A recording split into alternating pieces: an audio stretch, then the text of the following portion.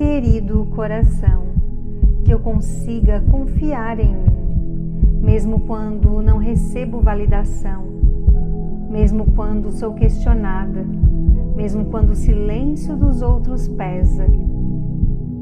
Que eu não entregue meu poder à opinião alheia, nem duvide do que sinto de verdade. Querido coração, que eu confie na minha percepção, na minha intuição e no caminho que escolho trilhar.